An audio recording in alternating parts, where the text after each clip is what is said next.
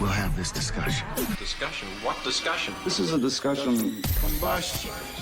Coming to you from Denver, Colorado, this is Discussion Combustion Podcast with your hosts, Kevin Batstone and Arthur Raw. Welcome back to Discussion Combustion, episode 99. We got a great one lined up for you tonight. We got the winner of Hell's Kitchen Season 19, and that's Chef Kori, about to be joining us here momentarily. Been looking forward to this one for a while. Had it on the books a little bit. You know, the build-up was coming. The finale hit last week, and now we're about to be talking with her. You already know she's super excited. She's probably been keeping this secret for years. We're absolutely excited to have her on here. We're going to have some questions. Of course, you know, would you rathers. We got a sandwich battle coming up with a local podcast, and we might just ask Chef how to win that, you know. So it's going to be a fun night, a great conversation as always. But before we jump into that, you guys already know we are brought to you by Mountain Made CBD, and that's mountainmade.life is where you're going to go for all your crystal clear CBD products. That's it, man. You're going to stock up mountainmade.life. You'll see it there at the bottom of the screen. Head on over there to stock up on all of your crystal clear CBD needs. The build, the boost, the recover, the combat, the defense, CBD for your dogs. They got it all. Constantly innovating, keeping their consumer interests in mind, tweaking their product a little bit, making you feel better. You know, get a little sleep with that recover. You know, they got that chamomile in there now. Great products all around. If you're a dispensary, if you're carrying CBD on your shelves nationwide, Mountain Made is going to want to work with you. They're shipping nationwide, super easy. If you want to bundle and save, that's also an option. You could do that auto pay, auto ship feature. We do it all the time, guys, that out of sight, out of mind. So go over there, build up your cart, and that's that hashtag Go Like Hell. And that's Go Like Hell, baby. And you already know as well, we are brought to you by Wild Outdoor Adventures. And that's WOAMEET.com is where you're going to go. You could sign up at no charge. And if you guys are curious and checking out my home state of the CO, that's Colorado, that's where they specialize. So if you're interested in checking out trails, going on hikes, maybe having an adventure, white water rafting during the summer, whatever the option is outdoors, if you're under the sun, they can help you accomplish that and help give you ideas to make it a better event. Have hope for teens, hope for vets. So people of similar interests getting together, making memories, creating friendships. What a great way to do it, too. You know, free and easy to use website, doesn't cost you anything but your time. Just head on over there, check it out. Sign up for some of these events coming up this summer. You know, COVID's coming to an end. Take the masks off, get a breath of fresh air, see the beautiful Colorado scenery. And this is a great way to do it. You will create lifelong friendships. You're going to meet great people along the way. Maybe you just moved to the state of Colorado like a lot of people are doing. This is a great way to really explore the beautiful wilderness of this state. You know, so much to offer. Follow them on all social media platforms. Check out some of their YouTube videos of their previous hikes. Can't wait to be doing the Lost Creek Wilderness hike coming up here this summer. And that's less streaming and a whole lot of exploring. Oh, yeah. We have the winner of Hell's Kitchen Season 19 joining us. Chef Kori, welcome aboard. Thank you. Thank you. It looks like it's been quite an adventure out there in Vegas. And you know, being on Hell's Kitchen, I watched it from episode 1 every week. I was tuning in. A lot of fun watching it. And I said early on, too, I was like, by episode 3, I was like, I think Kori's going to win this whole thing. I called it early. I had bets with my girlfriend.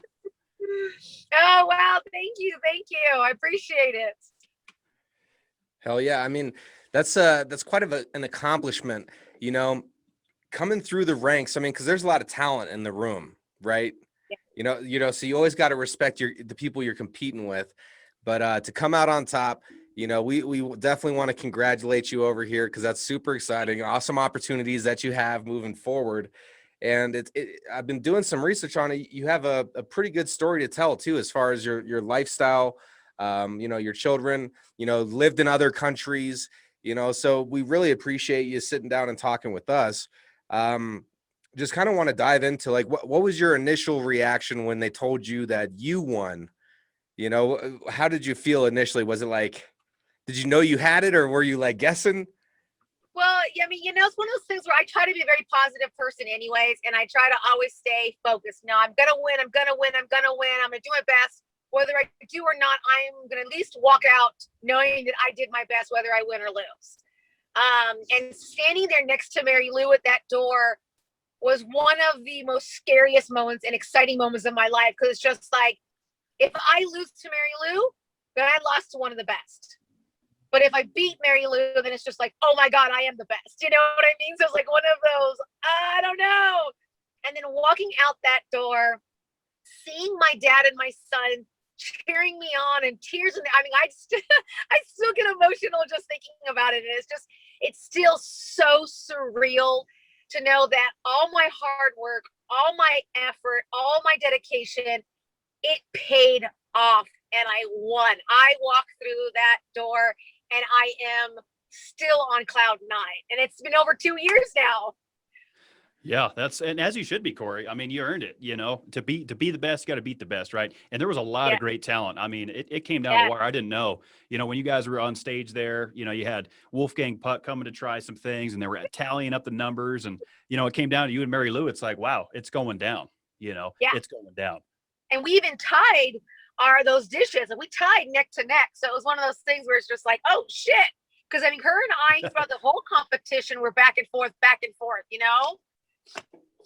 Yeah. Hell yeah. Both you guys did phenomenal for sure. And yeah, absolutely. Congratulations again. And so you said it's been over 2 years now, because that was going to be my next question to you, because I'm sure how difficult was it keeping it tight to the vest? The fact that, once filming wrapped, you now had to kind of keep this thing, until last week when the finale premiered. That's got to be kind of difficult, right? Because you had to contain that excitement. But, it wouldn't have been so difficult had it not come out in all the other countries in the world, except for the United States. Really? And that's when it really was hard, because you figure it came out in October. So I had to really keep my mouth shut from October up until, what are we now, April? Mm-hmm. Can you imagine? And I'm getting stuff on my Facebook and on my Instagram, and I'm just like, stop talking, stop saying stuff. I'm getting family members calling me like, oh my God, why didn't you tell me? I'm just like, I can't tell anybody. Like, what is wrong with you guys? I kind of signed something, I signed a piece of paper that said I couldn't. Right. Yeah, and then you get like the customers or the clients who actually have gone to Tahoe and they're just like, why didn't you come out and see me? I know you're here. And I'm just like, yo, I'm not in Tahoe. Like, I am still in California. I legally can't say anything. And you guys are getting mad at me for like no reason. I'm just like, I'm sorry. That's great. So I was curious, like, when did you realize the passion for cooking? Like, were you young? Were you cooking for your family? Like, when did you become enveloped in it? I came involved at a really, really young age. I would watch my grandmother and my tias cooking at my grandma's house for, whatever holiday it was, or just the weekend. And we're all eating and drinking and, having a good time. My grandfather, may rest in peace, was the executive chef of the Moulin Rouge and the Brown Derby back in like the 40s and 50s. And I actually just found out from my grandmother that my grandfather used to be the executive chef at the Harris Hotel in Lake Tahoe. So I'm just like, oh my God, like, this is crazy. It is. So from a very, very young age, I was thrown in the kitchen watching my aunts, even my uncles and my grandfather, with food bring happiness and joy. And then when we moved to Mexico, my mom started a catering company out there. And she started cooking, and because she's in a wheelchair, she couldn't do a lot of the service part. She couldn't do a lot of like the grocery shopping and stuff. Mm-hmm. So I would go do that. And then, I kind of fell into it. And then I got an internship at like 15, and I just fell in love with it. That's awesome. So I'm not a major chef by any means. I can make some concoctions for sure. But I always feel like when seasoning a dish, it's best to use your nose. And like, sure, measurements are perfect and everything. I've never been a measure guy, but do you agree? Like, kind of just, you smell it, you add some seasoning, and then you kind of get a feel for it. You got to taste it. Yeah, absolutely. That's true. Taste, smell, everything. Yeah, most definitely. Yeah, I'm not, every time I watch, I love Gordon Ramsay. I mean, who doesn't, right? Anytime I put him on, it inspires me to want to get in the kitchen. And then I just like, man, I don't think I have it. I try to impress my girlfriend. She's like, you're a mediocre, at best. You know what I mean? But I love it. It's so fun to watch very talented chefs. I learned a lot watching you guys, and it's inspiring, to try and come up with some of these dishes. I think that's where I struggle the most, Kori, is like, I'd like to learn more about the culinary arts and what do you think would be like a good, if someone's trying to take their, culinary game just to, from like a novice level to understanding, how to layer proteins and acids and how to break down these dishes, what would you recommend be a good starting dish to try to get into? Like with your favorite cuisine and stuff, I always say cookbook. I still collect cookbooks to this day. I love cookbooks. Find a chef that you admire, you like, appreciate. Get one or two of their cookbooks, open up a page, write down the recipe, go shopping for that stuff, and then go home and completely mess up your kitchen and enjoy yourself. To me, cooking isn't just substance. It's not just making dinner for my family or my friends or my clients. It's joyful to me. I'm giving you a little piece of me in every plate. So I always tell people, don't be afraid of the kitchen. It's not that scary. Put your talents to the test. Go out to the grocery store. If you see a vegetable or meat that you just don't know what it is, take it home and Google it, YouTube it, figure something out, and literally enjoy yourself. Have a glass of wine, or I prefer a nice shot of mezcal, and just have fun in the kitchen. Bring your family in there and everybody chop and saute and dice and just put some music on and just enjoy the atmosphere, and you'll just start to kind of fall into it little at a time. I mean, that's great advice to give. I mean, and what I feel like you're really talking to, enjoying the moment, because, in that moment, you're kind of having fun, you're collaborating, you're hearing the sounds, smelling the smells. And that's what life is truly about, is just really taking the little moments and enjoying those. Because if you can take all the little moments and make that into a big picture, then, that's big smiles. So when you were living in Mexico, I want to know, because how long were you down there for again? So my dad decided to load up the Volkswagen, put my mom, the motorcycle, the wheelchair, and myself in it, and drive to Mexico when I was about 9 years old.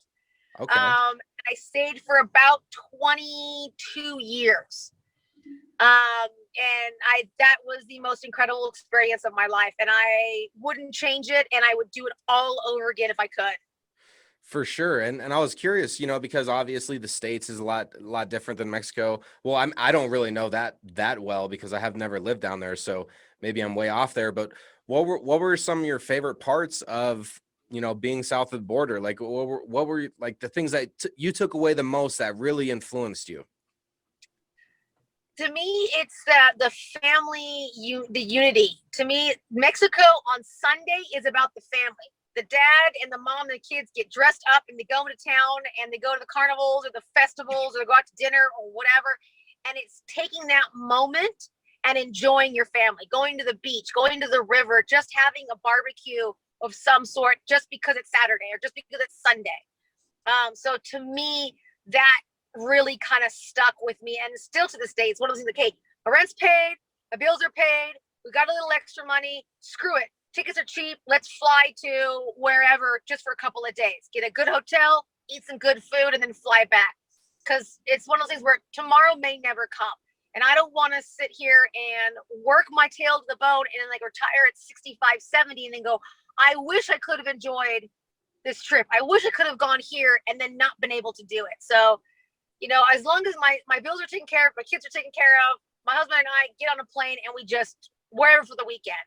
And Mexico really taught me the essentials of food. Food is such an important thing, and the ingredients, and just working with whatever you've got in the area, and then just taking that moment and that word siesta. Take a siesta, take that break, enjoy, and then get back to work.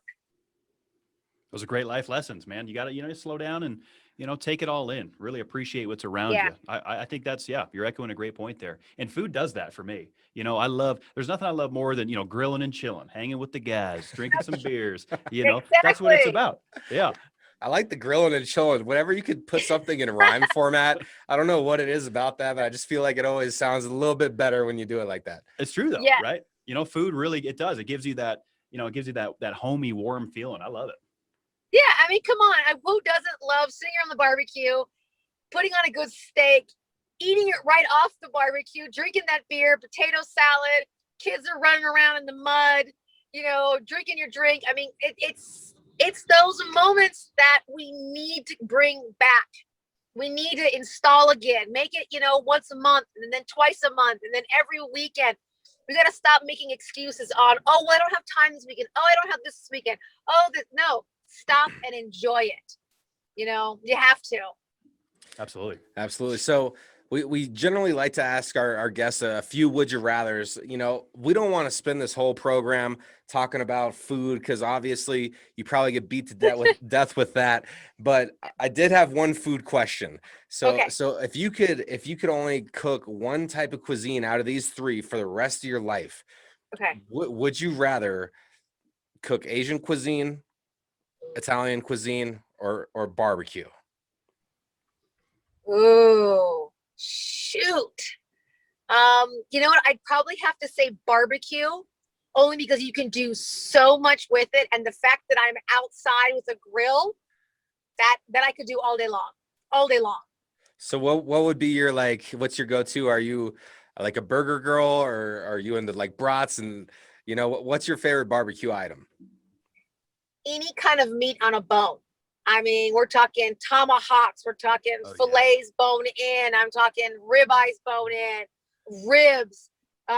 Give me a good, what is it, the drunken chicken where it stands up and cooks inside the barbecue. I mean, anything with the bone on it, I'll cook it. So I had a friend growing up that he had this weird thing about eating food off of bones. Like he couldn't do it. He couldn't cut off of a bone. He couldn't chew off of a bone. Like it gave him the cringes. Have you ever ran into anybody with that? Yes, one of my friends, she does the same thing. She won't eat anything on a bone, so I have to do regular chicken breast for her, or the ribs, and take them off the bone for her, or the wings without bones. It's so unusual, but you know what? As long as she enjoys dinner and as long as she's happy, I'll go the extra mile for her, and I have no problem. And that's being a good friend right there. That's accommodating the guests a little bit. And yeah. What do you think's the most difficult meat to cook on the bone, Kori? Because I've never done a pork chop on the bone. That's a little intimidating to me, but it looks difficult. I use the Korebuto pork, which is a Japanese pork, and it is phenomenal. It's always juicy. It's always super tender. It tends to stay a little pink, which a lot of people are scared of. But pork a little pink is okay. Not too much, but a little bit is okay. So yeah, like I said, if you're afraid of it, cook it. Buy a bunch and just sit there and mess it up until you work with it. And if you're going to do a good pork, cast iron pan, nice and hot, get that crisp on it, finish it with a little bit of butter. Oh man, I'm already hungry. Oh yeah. And then that basting is key. That's one thing I learned from y'all. You got to baste that meat, get that butter in there, get that thing saturated. It goes a long way. So one thing that I've been I work from home, since the whole quarantine thing. And one thing that I've really, really missed from the equation is seeing what everybody gets for lunch. And so you said that you're hungry right now. I'm just curious. What are you guys planning for dinner tonight? Oh, great question. We're actually going to downtown, Little Tokyo here in LA, to our ramen place. This ramen place is bananas. Everything is homemade. Everything's done by scratch. They're all yelling Japanese in the back when you're running in. A couple of the guys already know us, and we'll sit there and have a large Sapporo. We'll have a large cold sake and eat until we explode. That's living. That's living right there. That's enjoying yourself, and you deserve it. It looks like you were doing a lot of celebrating out in Vegas this past weekend, following your Instagram there. It looked like it was a great party. Yeah, we got to go to Tao. They invited us out there, so we got to, spin a bottle out there with everybody. We went to Gordon Ramsay's Pub and Grill and just ate fish and chips and nachos and burgers. We actually got to eat at Hell's Kitchen for the finale, which was totally, totally awesome. Being there with, Mary Lou and Cody was extremely special and memorable. And, being able to be there with a few of my loved ones. We so enjoyed it 100%. Caesar's Palace hooked us up with rooms. It was just over the top. It really was. How are you enjoying the celebrity life now? Because you're a celebrity chef now, Kori. How are you handling it all? What the funny thing is no one recognizes me because I have my mask on. So I'm able to we were walking around in Vegas with Mary Lou, and of course everybody recognizes Mary Lou because of her hair. And they're like, oh, and who are you? And I'm just like, oh, I'm just her friend. Like, oh, how cool is it, Mary Lou? Mary Lou turns around, she goes, what? She goes, this girl won Hell's Kitchen. This is Kori. Like, oh my God, so Kori. And I'm like, nope, I'm just Mary Lou's friend. I'm cool with that. So I'm kind of curious to just kind of go out to the public right now and actually see if I do get recognized, you know? Oh, I'm sure you're gonna have some people be like, hey, didn't you and accomplish this? And but that's the thing is that's all okay, that's all good and all that, but the greatest thing about it is you're probably inspiring people, because you tell your stories on the show, you go out there, you do your best, you give credit to the people you're competing with. And I don't know, Kevin and I, we're all about like really putting a positive message out there for people to Absolutely to get better. Absolutely. And so I feel like that's a huge thing that you now have like this access to. Like you can put out like, you could tweet like a positive sentence or phrase and everyone's going to see that. You can impact the days of people right now. And I do. I will always inspire and push men and women of any color, of any race, any nationality. Don't ever give up. Don't stop pushing. You're gonna get 100 no's before you get one yes, because when you get that yes, it's gonna be so powerful. Don't stop believing in yourself, because none of us are perfect. None of us are great. It's just the luck of the draw at the moment. We got to kind of keep enforcing that into people to just be good, be kind, and just take it one day at a time. Yep, you're right. And that's all we can do, and that's a good message to echo and a good driving point, coming off this big win. People are probably tuning to you, they're following you on social media now. They're looking at, almost like an influencer. We talked about this last week on our show about how it's great to have positive influencers in the world. And it sounds like you're well on your way to doing that, Kori. Yeah, I'm trying. So another would you rather, and this is kind of like, what would you pick sort of thing, but people are going to be paying attention to your swagger, what you got on. So if you could only pick one color, and it could be, any shade of that color, but you could only wear one color of clothes for the rest of your life, what color is it going to be? I think it'd have to be red. Red. Yeah. Going red. So, I mean, with a red, because you could almost go pink in a red. You could go a very, very dark red. Some variants, yeah. Maroon, burgundy. There's a lot of them. Okay, I think that's good. I was going to go gray, Gray or black, I feel like. No reason. Well, yeah. But, because there's just so many different colors of gray. Which one are you picking, Kev? I mean, black goes with anything, right? I'm not a big fashion guy, I mean, I'm just not. I've never really understood it. I'm not up with the times with it. People look at me like I'm 20 years behind the times. So don't look at me for fashion advice. Absolutely. I was looking at my wardrobe. I have it's so bland. I mean, I got to get some more color in there for sure. I have one salmon colored shirt, like one light blue colored shirt, but there's not a whole lot going on in there. It's good to spice it up. Yeah. All right. So this one is more of like a living situation. So if you had to pick between either living in a very rural area, like 10 miles out of town, a lot of land way out there, or like in a downtown metropolitan area, like 40 floors up, which one would you pick? And this is permanent for the rest of your life. Ooh. You know what? I think I would pick out of town, only because I can have my peace and quiet and then come into the bustle when I want to, and then go back and have my quiet. If you're in downtown all the time, all you have is that noise all the time. You know what I mean? I can have that choice of, I'm going to come to town, do my thing, see the people, and then relax and enjoy, have my garden, have my barbecues, have my land to just, my cars and whatnot. Yeah, it's good to have both. I feel like I want to be away from people. That's where I want to be. It's good. I mean, we got to be in the city to get work done, but it's nice to be away from people as well. Yeah. And I'll tell you this, I haven't been to Lake Tahoe yet, but I plan on making a trip out there. When are you going to be there, Kori? When are you taking over this thing? So obviously with Corona, everything kind of went haywire for everybody, financially, economically, restaurants, whatever. So we're figuring that out right now. But I am extremely excited to be a part of the Hell's Kitchen team and be, a part of that elite members of the Hell's Kitchen winners. So I'm excited to see what's going to come about and what we're going to do. Yeah. I mean, we'll definitely, I want to make a trip out there. I think it'd be fun. I haven't been to any of Gordon's restaurants, so I think my first one might have to be out there in Lake Tahoe. And I want to see that area. It looks absolutely beautiful out there. What a great place. Lake Tahoe is gorgeous. Sure. I've driven through Utah. I'm from Colorado, always lived in Colorado. So I probably got to get out more, but yeah, I've driven through Utah. The parts that I've seen, it's extremely beautiful.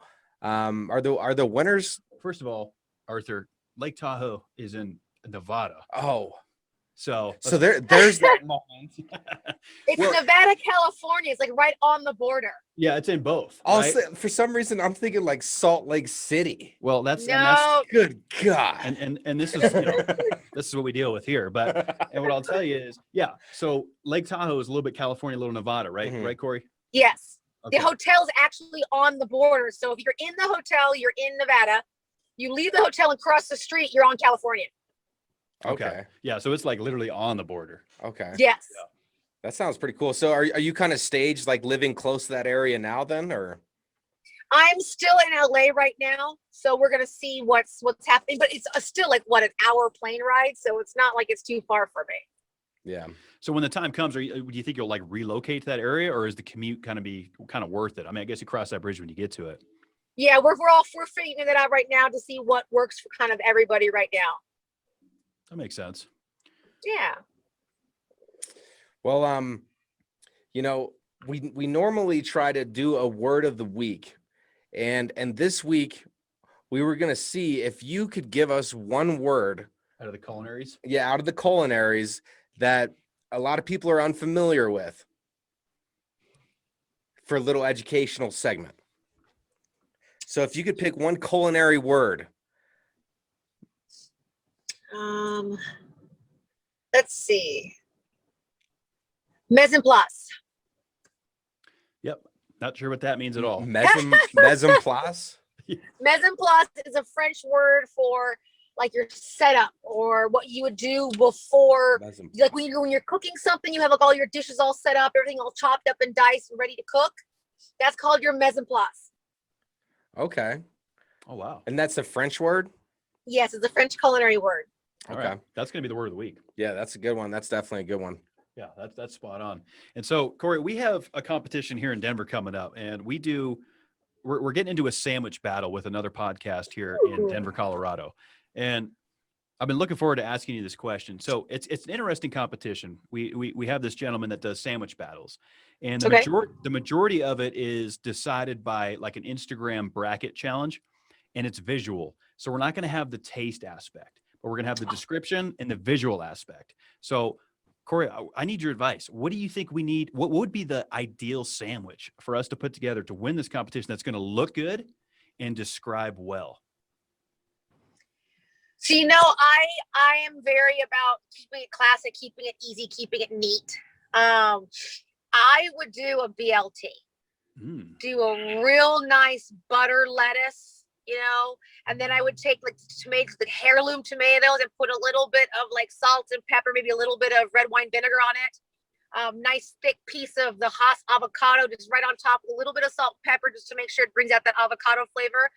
And then I love Snake River's bacon, or Snake River Farm bacon. It's absolutely amazing. Nice and thick, just beautiful bacon. Nice and crispy, and then just pile it up on a good sourdough bread that's been kind of toasted. Oh man, just saying. Keeping it simple, but just those flavors. Your mouths are already watering, see? I know. It is. I know. I'm thinking about that BLT. That wasn't even on mine. That's the problem, I think, is when I try to overshoot, right? And keeping it simple, I think might be key for something like this. Yeah. So a BLT, I wasn't even thinking that, Kori, but you're right. And the way you just described that, what kind of bacon was that again? What'd you say it was? Snake River? It's Snake River Farm. It's a Japanese company, and their hot dogs, their bacon, their product is phenomenal. So what's going on? What's going on here? Because you're saying the pork from the Far East is the bomb, and the bacon's the bomb. What are they doing out there on that island right now? That's so good. Japanese, I don't know what they've done to their animals, but they're happy and they're juicy. But yeah, there farms out there, they're doing, it's all organic, it's very natural, the product is really good. It's a way that they're doing it is, it's amazing. Even like the Jidori chicken or the Japanese chickens, that chicken is phenomenal. Like I use that on everything. And that's at like all the Kroger's, Safeways, like all the stores you normally find it anywhere. I don't think so. Is it really? Yeah, I get my bacon and my Jidori chicken from Pavilions, which is a Vaughn's, Ralph's throw off. Yeah, Vaughn's, Ralph's. Okay. Wow. I guess I got to start paying more attention because I'm in the grocery biz. I see a lot of these brands coming in. I deal with some of these specialty brands too. I'm in the specialty foods business. So I distribute a lot of like the dairy-free stuff, the international products. So I kind of see the stuff as it's hitting the scene. And the dairy-free thing is huge right now, Kori. I know people have a lactose intolerance, and I have heard, I don't know, what's your take on this whole thing? Because I've heard a lot of people say try raw milk for people that are a little bit dairy sensitive. What do you think about that? Yes. So I use a farm company that I guess, is it Rose? I think it's Rose, I think is the name of the company, Rose Brothers or something like that. And I've noticed that the cleaner or the more natural the milk is, the better it is for you, the easier it is to digest. When you start putting the lactose free, the this and the that, your body doesn't recognize it and it doesn't really know what to do with it. So raw products, all natural, just legit from cow to mouth is the best way to go. So that kind of reminds me of the whole like discussion about like natural sugars to high fructose corn syrup, and like why the like the fructose corn syrup is so bad for us compared to like natural sweeteners. And it's just crazy to me because you have this whole industry built on making it cheaper, making it easier, produce it faster, but who cares about the health benefits? And I feel like we've went so far into that people can get a little intimidated by eating the right way almost. Yeah.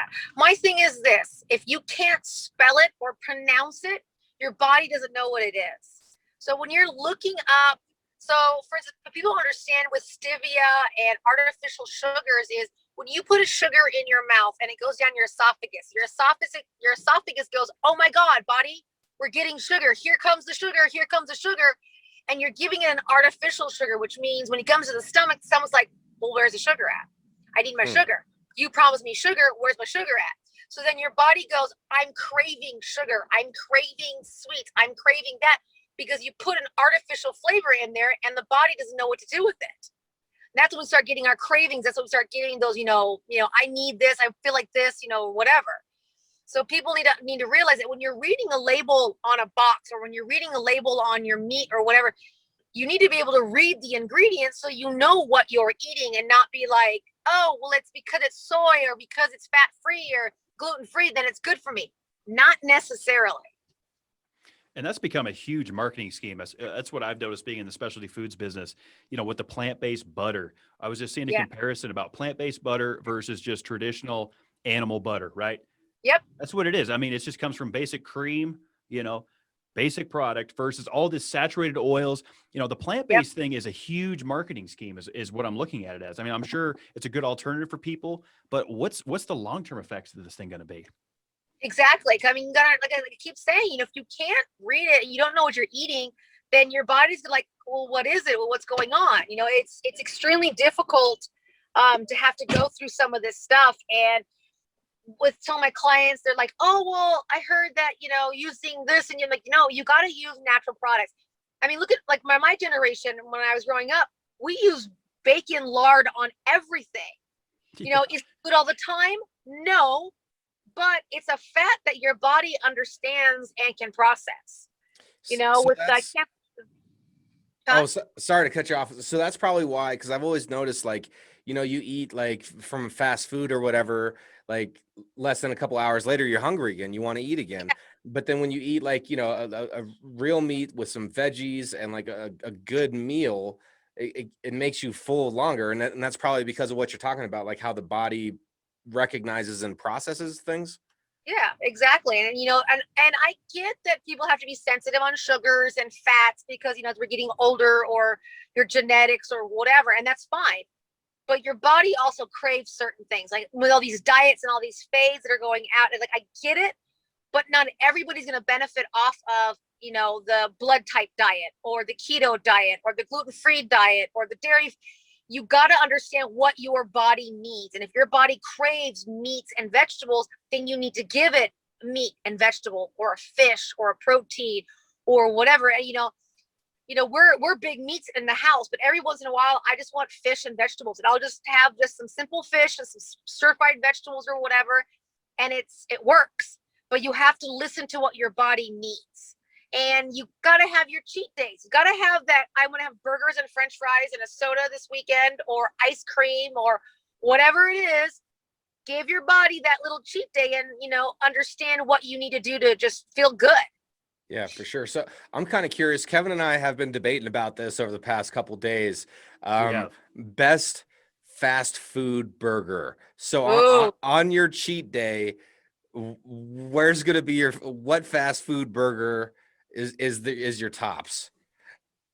3x3 animal style In-N-Out. Oh, yeah, I'm so happy. I mean, that's a California response. Yeah, we just recently got In-N-Outs in Colorado, and it's such a madhouse because everyone wants to go there. There's literally security guards and like hire cops and traffic cones trying to direct people how to like pull in there. It's super busy. So it's been mass chaos. Yeah, In-N-Out came to Colorado. You know, there's two locations that opened up in Denver a few months ago.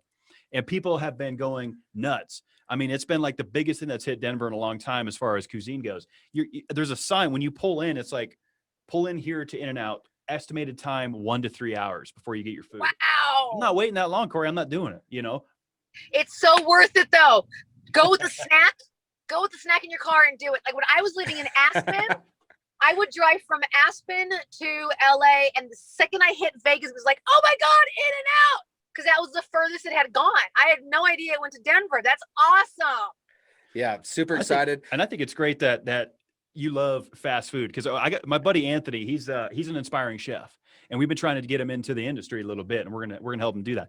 Amazing chef, and he you know, anytime I cook for him, I always feel a little bit intimidated because, you know, he's a culinary arts guy. He studied the arts, and he's just like, man, I just love to eat. You know, he'll eat McDonald's. He loves In-N-Out. So it's always cool to hear amazing chefs say they can appreciate some of the, you know, the fast food and just appreciate all cuisine, really.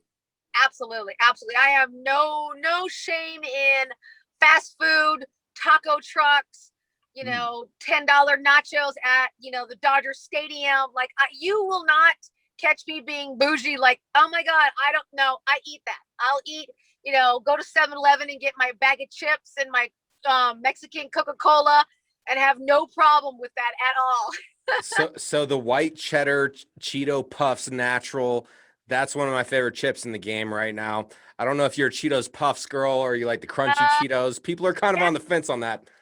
Yes, I love it. Are you going puffs or crunchy when it comes to Cheetos? Ooh, so I go crunchy. I do the chili lime. Oh yeah. And then when I do the He's a cruncher. I do the white cheddar puffs for sure. Okay, hell yeah. Yeah, crunchy. Arthur and I have been disagreeing on the crunchy puffs debate for a long time.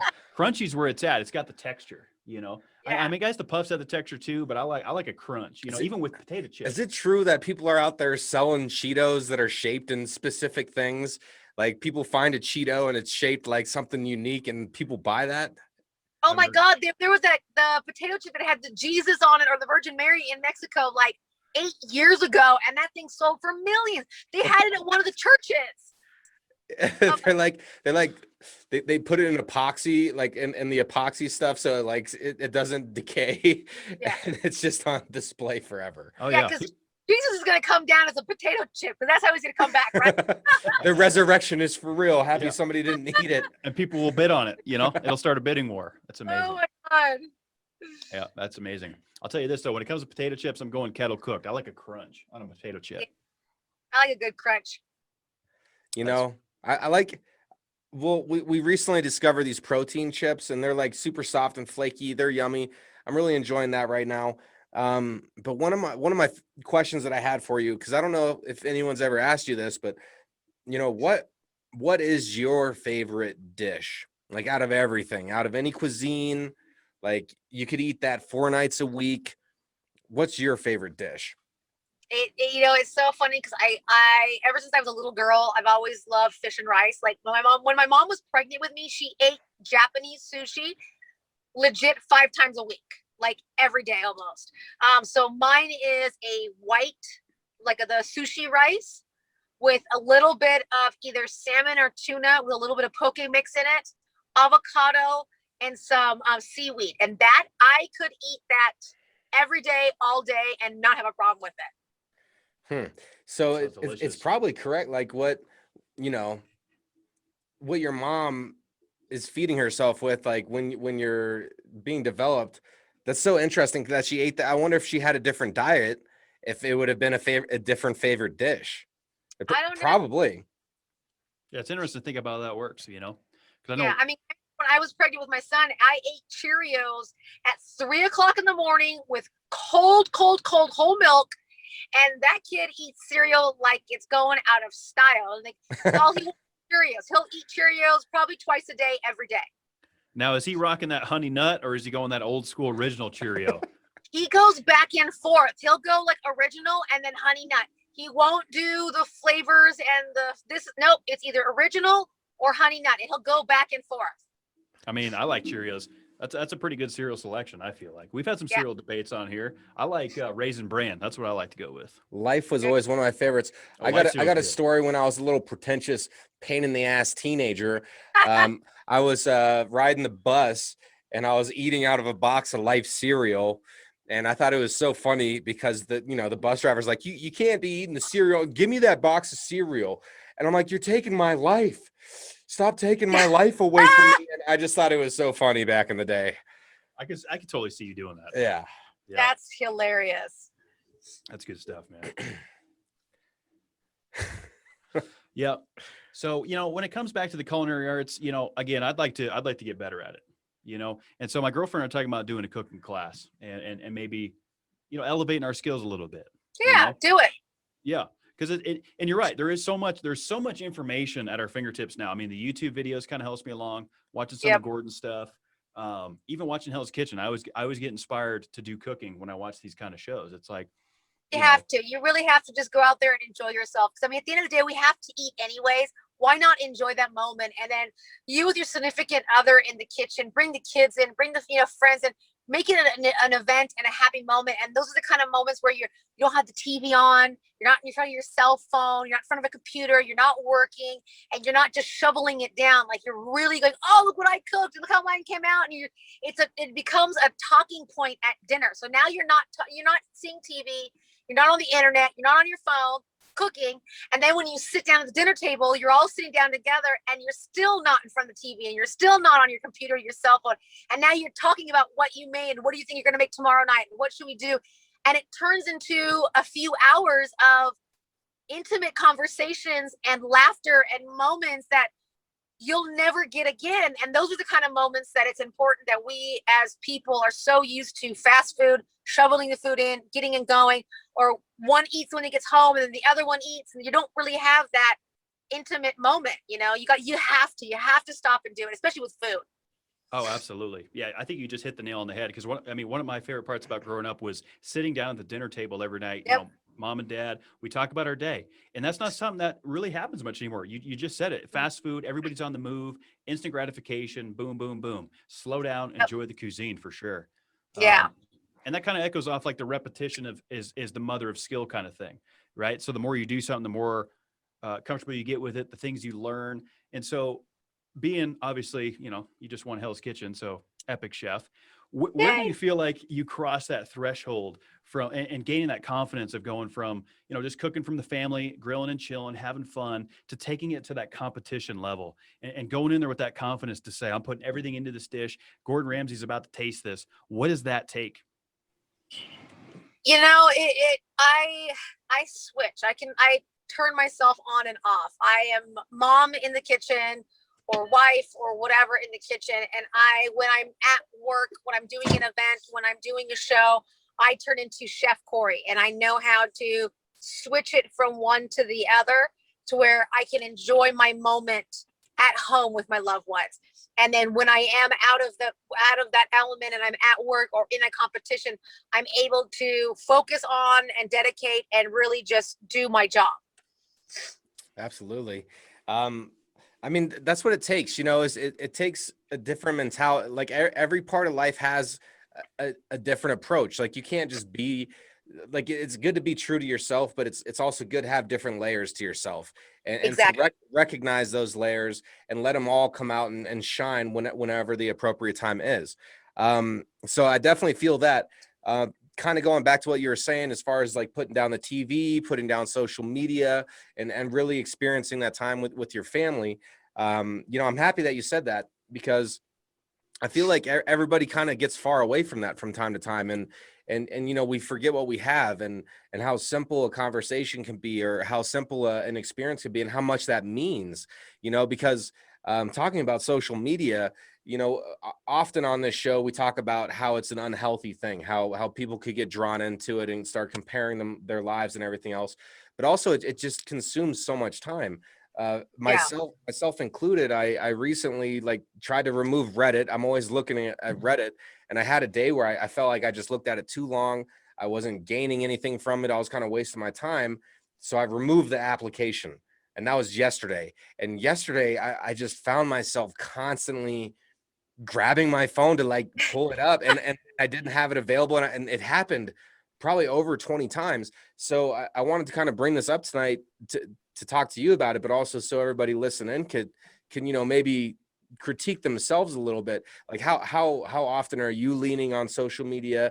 Are you having those moments, with your family or your friends where you're just talking to somebody and kind of putting the phone down, putting the streaming device down, because it truly grabs onto us. And it's just a real example for me yesterday, having I swear I kept trying to pick it up, and then I would divert my energy, and then all of a sudden I'm looking at things that I've been putting off for a while. I'm like researching things that I should be taking care of, and so it was a good experience for me to kind of just feel that. I mean, so I just, no feedback necessary on it, but I definitely just wanted to put that message out there for people to let's be cautious about social media. Let's be cognizant about how we spend our time. And you know what, my biggest pet peeve is, if I'm out to dinner with my husband, with my kids, with my family, with my friends, put your cell phone down. You don't know how many times we'll go out to have a really nice dinner, and him and I are sitting across from each other, laughing and joking and eating off each other's plates and ordering, of course, the entire menu, bottle of wine or two, and then we'll look over to a couple, and they're both not even conversating, not even enjoying the conversation. Like, you're paying to go to a restaurant to eat dinner, and you're, Instagramming and you're Facebooking and you're this, and it's just like, why? You could do that at home. Do that at home. And it's just, even at the dinner table, my dad, whenever when I was a little girl, it was no TV, no nothing, talk at the dinner table. And same thing. I get that these important moments and you got, a telephone call or whatever. I get it. But it's legit, 20, 30 minutes or an hour or two at dinner at the restaurant.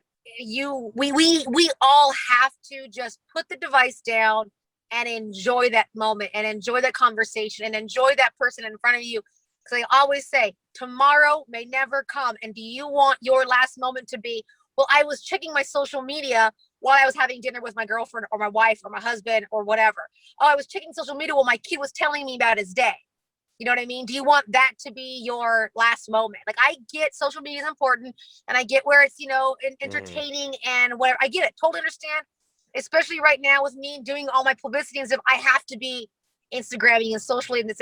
But it's also one of those moments where Instagram can wait 20 or 30 minutes so I can do this and spend that moment and spend that time. And we're starting to lose that. And I'll be damned if my son, when he starts dating, is one of those guys with his face in the book, tell him to make a phone call, because that's the thing. Yes. Like when I was doing the dating, I was the weird guy, because I would want to call the girl opposed to texting her. Yeah, old school. Yeah, get them old school. Oh my God.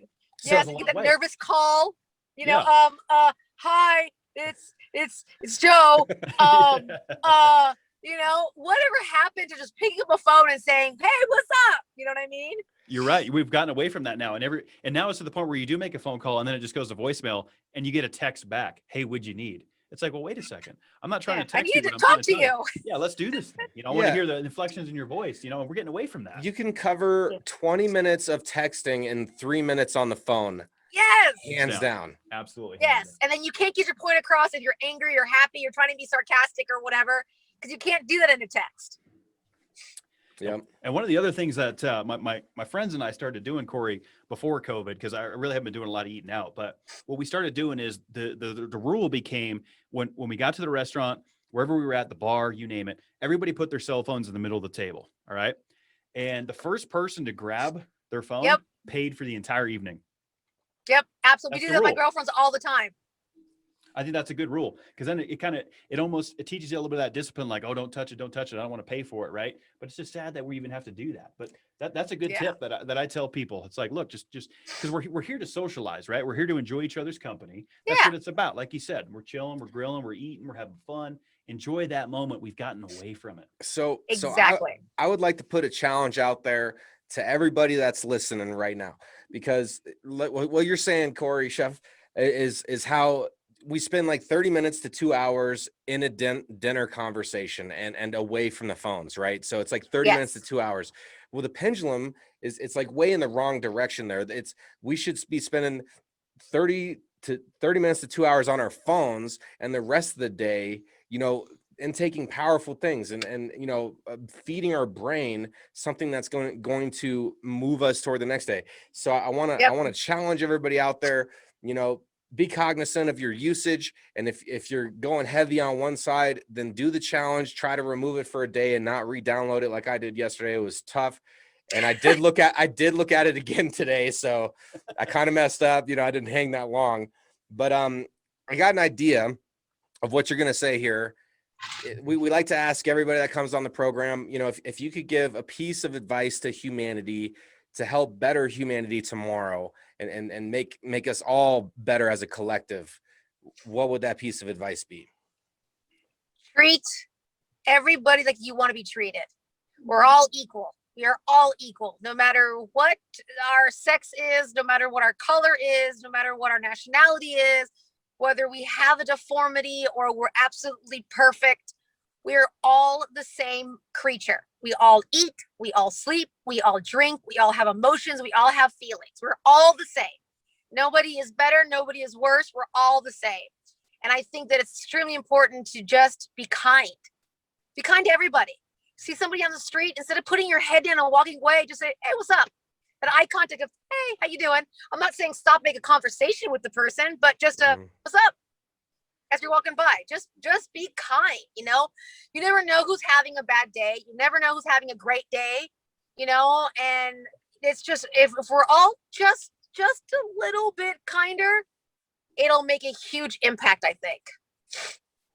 Yeah, and to kind of echo on that, you don't necessarily need to agree with everybody and their opinions, but you can respect those opinions and just respectfully agree to disagree. Because I feel like too many people get so caught up in it, like, my way's the right way, my way or the highway.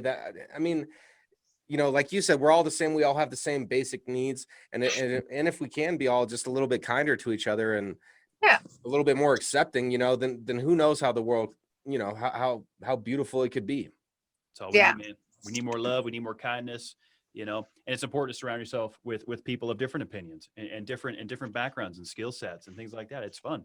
You Absolutely. learn things, experience things. We're on the backside of this COVID thing now. Let's get back to it. And I'll tell you this, I plan on making a trip out to Lake Tahoe. I'm going to come out there and see at Hell's Kitchen. We're going to have some fun, eat a little bit of food. That's what I want to do. Yes. And I would love to come out to Denver and hang out with you guys too. I absolutely love Denver. Oh, Denver's a great city. The food here is great too. We have a great it is. culinary scene. It's a fun city for sure. So yeah, next time you're in the 5280, Kori, we'll get you here in studio. We'll do this again. Yeah, yes. we always have repeat guests because we like to get to know people and develop friendships, professional friendships, and of course everybody wants to see how you're doing. And one of the main goals of this was to help all your fan base and all the people who follow you to get a different look and understanding of, you know, who Chef Kori is. And so, you know, I want to thank, I'm assuming your husband's driving the vehicle Yes. right now. So I want to thank him for, you know, hanging tight with us. Thank you so much, man. And thanks for joining us, you know, via Zoom on here. And again, congratulations on Thank the you. big win on Hell's Kitchen. And let's do that sandwich cook-off next time I'm out there, the three of us. Oh, hell yeah. Oh, yeah. We got Chef Kori's help on that. You know we're going to win this thing. You guys enjoy your evening. Thanks for taking a little bit of time to sit down with us and chat. Amazing. Yeah, amazing. Truly, absolutely. Thank you, guys. I really appreciate it. It was an amazing talking to you guys. And like I said, go into that kitchen, mess it up, and enjoy yourselves. Hell yeah. That's good advice. Enjoy the ramen. Hope you have a steamed pork bun, something like that. I'm feeling hungry. It sounds delicious. Oh, yeah. I'll throw it up on Instagram when I get there. Oh, yeah. We'll check it out. Oh, yeah. We'll take a little look. Yeah. Once again, Chef Kori, thanks so much for joining us. Congratulations. We wish you continued success. We'll see you when you're in Denver. Enjoy your meal tonight. Kori, be good to yourself. You deserve it. Thank you. You guys too. Bye. It was a pleasure.